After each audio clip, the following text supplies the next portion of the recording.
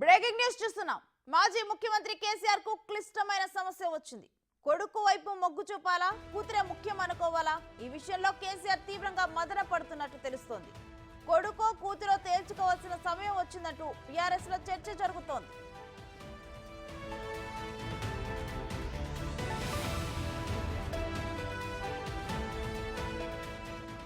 BRS ను బీజేపీలో విలీనం చేస్తారంటూ జరుగుతున్న చర్చ వెనుక ఆసక్తికర కోణాలు వెలుగు చూస్తున్నాయి. ఒకవైపు 120 రోజులుగా తిహార్ జైల్లో కేసీఆర్ కూతురు కవిత మగ్గిపోతోంది. ఆమెను బయటకు తెచ్చేందుకు కేసీఆర్ విశ్వ ప్రయత్నాలు చేస్తున్నారు. ఇందులో భాగంగా బీఆర్ఎస్ ను విలీనం చేస్తానంటూ బీజేపీ ముందు కేసీఆర్ ప్రతిపాదన పెట్టినట్టు తెలుస్తోంది. వారం రోజుల పాటు ఢిల్లీలోనే ఉండి కేటీఆర్, హరీష్ రావు చర్చలు జరిపారు. గతంలో తమ ప్రభుత్వ హయాంలో ఫామ్ హౌస్ ఫైల్స్ పేరుతో కేసు పెట్టిన బిఎల్ సంతోష్ తో పాటు బీజేపీ జాతీయ అధ్యక్షుడు జేపీ నడ్డాతోనూ చర్చలు జరిపినట్టు సమాచారం.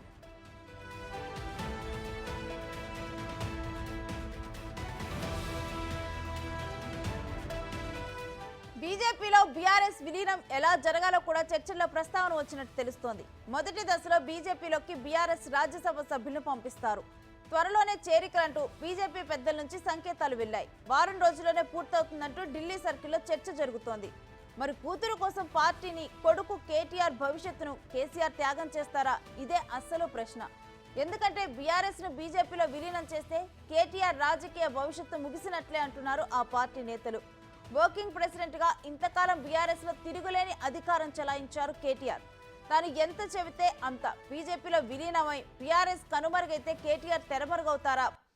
కుమారుడి రాజకీయ భవిష్యత్తు కోసం కూతురు కవితతో బంధాన్ని కేసీఆర్ తెంచుకుంటారా? కూతురుని తిహార్ జైలుకే పరిమితం చేస్తారా?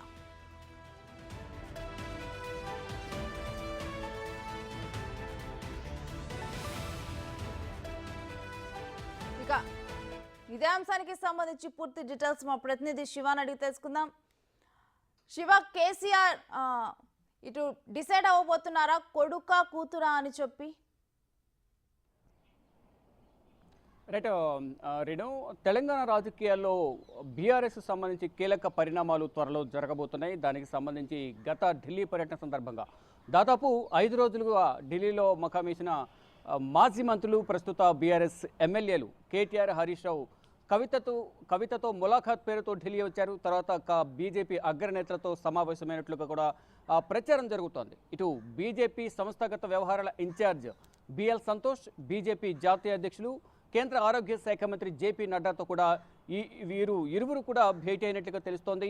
పలు కీలక అంశాలపై వీరు నిర్ణయాలు తీసుకున్నట్లుగా, కొన్ని ప్రతిపాదనలు బీజేపీ ముందు ఈ ఇరువురు నేతలు ఉంచినట్లుగా తెలుస్తుంది. దానికి సంబంధించి వారు కూడా కొన్ని కండిషన్స్ అప్లై అన్నట్లుగా కూడా కొన్ని కీలక నిర్ణయాలు తీసుకున్నట్లుగా తెలుస్తుంది. దానిలో భాగంగానే గత కొన్ని రోజులుగా ఏదైతే ప్రచారం జరుగుతుందో బీజేపీ బీఆర్ఎస్ రెండు ఒకటే, బీఆర్ఎస్ బీజేపీ బీ టీమ్ అంటే కూడా ప్రధానంగా ప్రచారం జరుగుతుంది తెలంగాణ రాజకీయాల్లో. ఇటు అసెంబ్లీ ఎన్నికల నుంచి తర్వాత రీసెంట్గా జరిగిన లోక్సభ ఎన్నికల్లో కూడా ఆ బీ టీమ్ అనేది ప్రధానంగా అక్కడ తేటతెల్లమైంది. ఎక్కడైతే బీజేపీ వీక్గా ఉందో అక్కడ బీఆర్ఎస్ సపోర్ట్ చేయడం వల్ల ఆ నియోజకవర్గాల్లో బీజేపీ విజయం సాధించింది. దాదాపు 8 లోక్సభ నియోజకవర్గాల్లో ఇండైరెక్ట్గా ఇంటర్నల్ సపోర్ట్తో, మ్యూచువల్ అండర్స్టాండింగ్తో 8 లోక్సభ స్థానాలను బీజేపీ సాధించింది.